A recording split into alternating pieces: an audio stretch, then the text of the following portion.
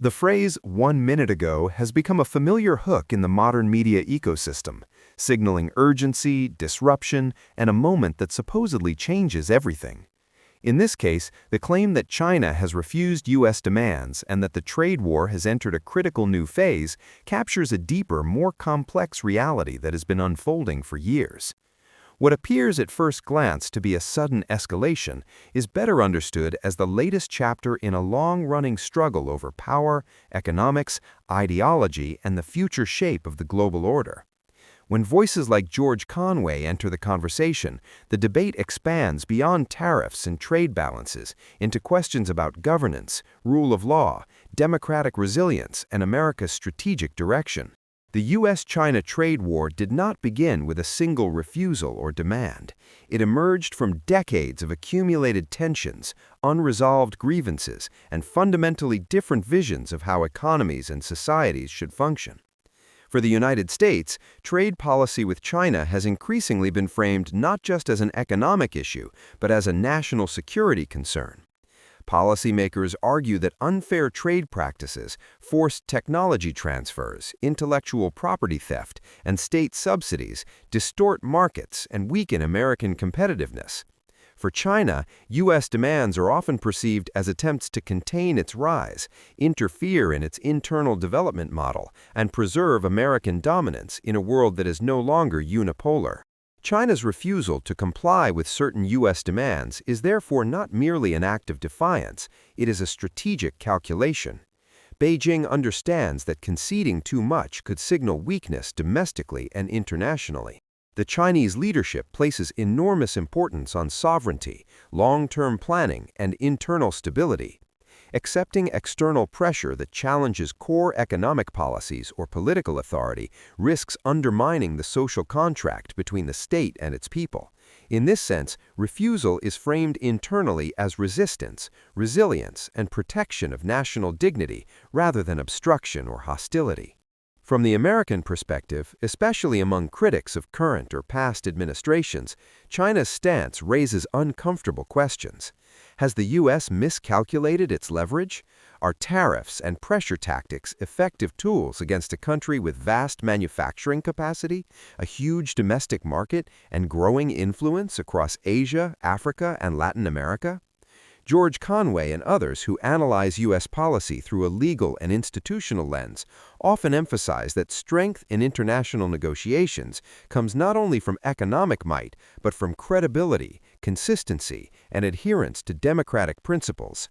When America appears divided internally or erratic externally, its ability to shape outcomes diminishes.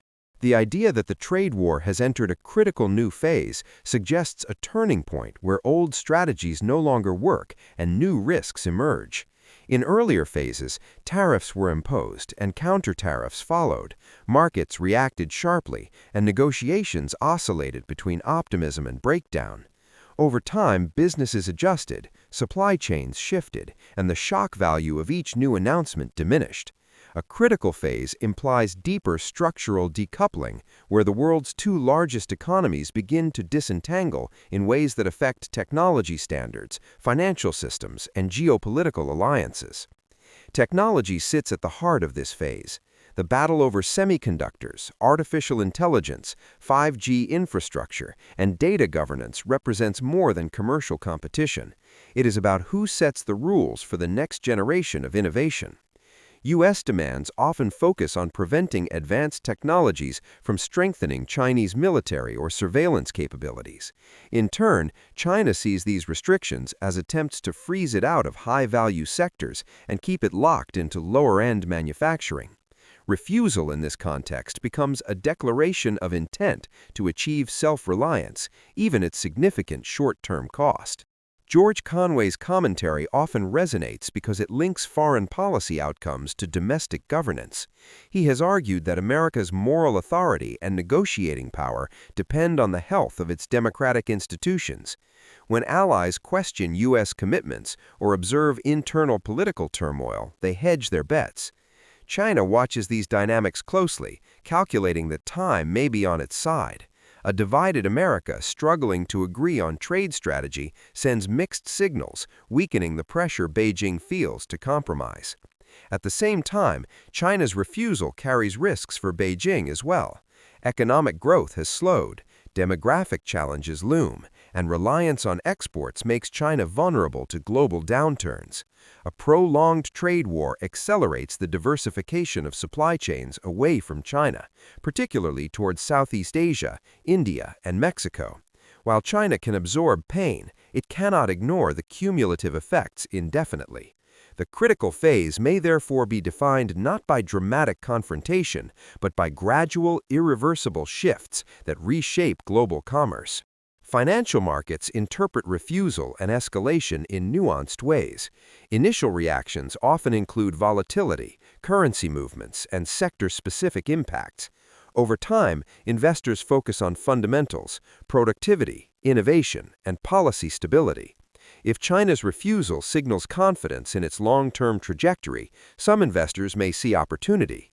If it signals isolation and rigidity, capital may flow elsewhere.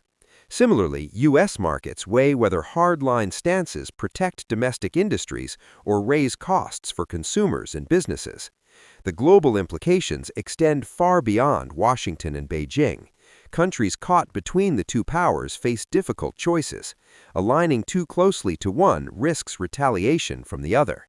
Many seek strategic autonomy, diversifying trade relationships while avoiding explicit alignment.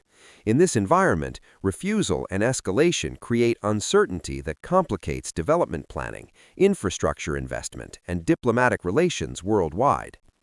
Public opinion plays a crucial role. In the United States, attitudes towards China have hardened across party lines, reducing political incentives for compromise. In China, state media frames U.S. demands as bullying, reinforcing nationalist sentiment.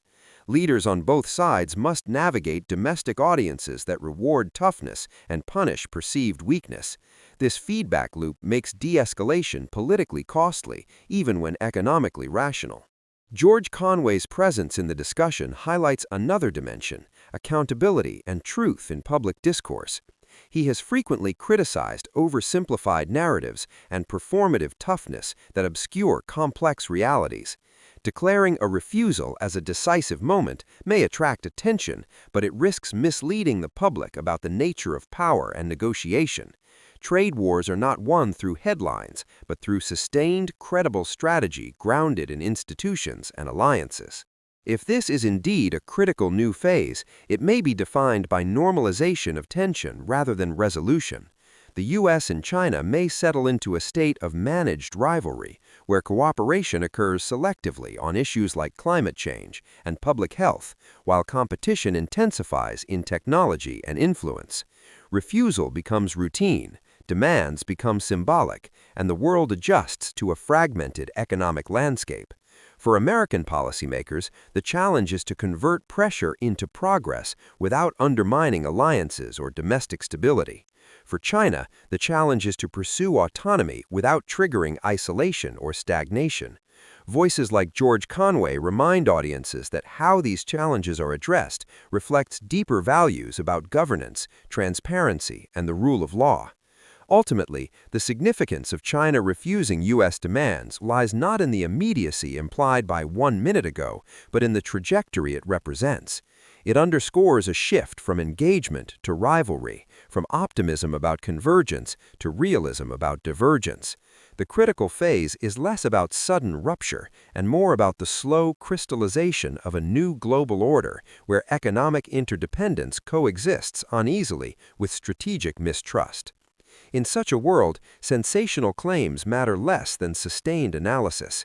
Understanding motivations, constraints, and long-term consequences becomes essential.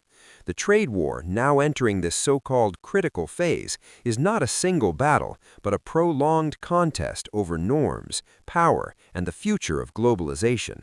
Whether refusal hardens into permanent division or eventually gives way to recalibrated cooperation will depend on leadership, institutions, and the ability of societies to look beyond the urgency of the moment and towards the demands of history.